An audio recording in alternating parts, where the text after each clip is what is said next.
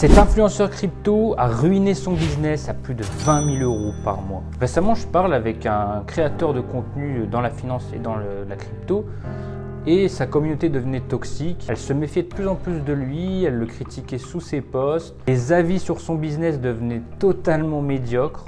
Alors que pourtant, il avait réussi à construire quelque chose de très puissant et on le sait, la création de contenu, c'est extrêmement compliqué. En fait, il avait fait une erreur que vous devez absolument éviter si vous voulez un jour monétiser votre audience.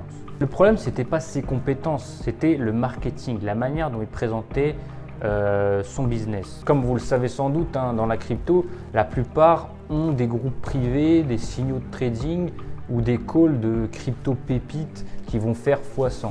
Forcément, quand tu vends du résultat, les personnes payent pour avoir quelque chose en retour, avoir un retour sur investissement et ils deviennent beaucoup plus exigeants. Et malheureusement, comme tout bon, on va dire, influenceur crypto qui vend des formations, il n'a pas su tenir ses promesses et la plupart des membres se sont retrouvés à moins 80% sur leur portefeuille.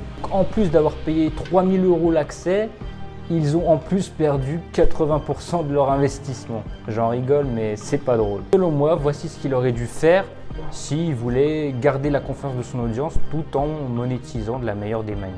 Moi, je lui ai conseillé de vendre un produit de sécurité, un produit qui va répondre à un vrai besoin sur le long terme et qui va satisfaire sa clientèle même après l'achat. Produit d'éducation avec une vraie vision à long terme. Comme CryptoSafe par exemple, qui sont des produits qui vont vous permettre de sécuriser contre le feu, l'eau, les chocs, votre clé Ledger avec une capsule et puis votre seed phrase avec 2 plaques qui vont s'emboîter ensemble. Si vous vendez un produit qualitatif, que les gens, après l'achat, ils seront toujours satisfaits parce que ça va durer dans le temps, ça va durer des décennies et ça va répondre à un vrai besoin. Ils n'auront pas des attentes de réaliser x10 sur leur investissement. Ainsi, vous attirez des investisseurs responsables et pas dépendants de vous. L'un construit de la dépendance, l'autre construit de la confiance. Ce que vous devez retenir, c'est que dans la finance ou dans un autre domaine, la réputation, elle ne s'effondre pas à cause du marché ou d'autres facteurs. Elle se détruit parce que les promesses ne tiennent pas.